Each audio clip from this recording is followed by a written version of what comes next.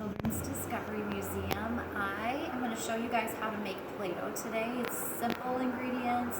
You can get your kids involved in the measuring and the mixing as well as the playing with the Play-Doh afterwards. But to go over real quick materials that you'll need flour, salt, you're going to need alum, which you find in the spice section of the grocery store.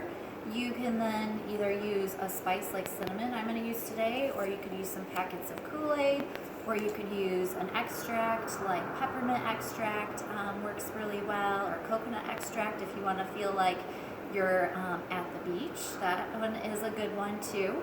And then vegetable oil and water. So we're going to start with our dry ingredients first, and we're going to measure out just 2 cups of flour.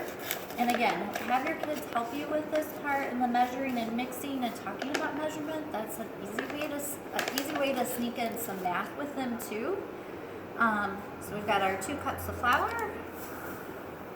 Then we're going to add in a cup of salt.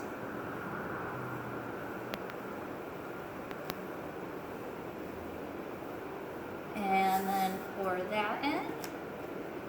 Next, we'll add in our alum. I forgot to grab measuring spoons, but it's about 2 to 3 teaspoons.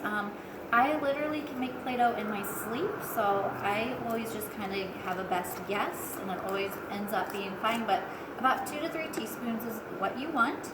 And then, like I said, we're going to use cinnamon, and you can use like a tablespoon or 2 of cinnamon. If you do the Kool-Aid packets, 1 packet is fine. If you use 2 though, you'll get a little bit more scent to it and a little bit better of a vibrant color to your Play-Doh as well. But 1 is fine. And then you're gonna mix.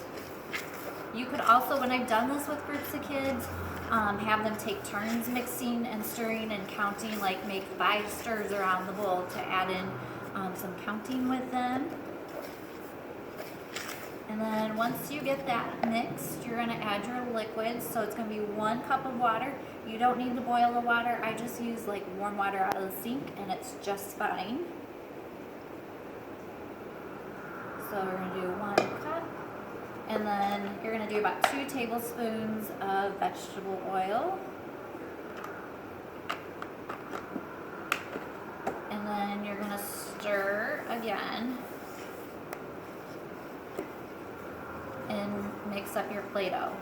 As you're mixing it, you might find it might be seem a little too sticky. Just add a little bit more flour, or if it seems like it's too dry, add a little bit more water then. But then you're gonna simply mix until you get about the right consistency. And sometimes it's even helpful when it's almost all mixed. I usually at that point just use my hand to finish, to really get that mixed.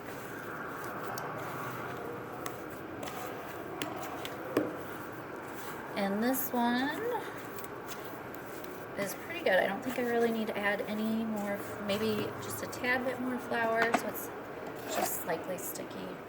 But other than that, that one is good, and then it'll be ready to play with. You don't need any fancy tools. Anything you have in the kitchen is awesome. So rolling pins, cookie cutters. If you have older kids and they can safely use scissors, these are dough scissors, but you could use regular scissors and they could practice cutting. Potato mashers are awesome for them to use and works on another fine motor skill for them, and it's just a different way to play. And then when they're done playing with Play-Doh, just put it in a Ziploc bag or an airtight container until they're ready to play with it again.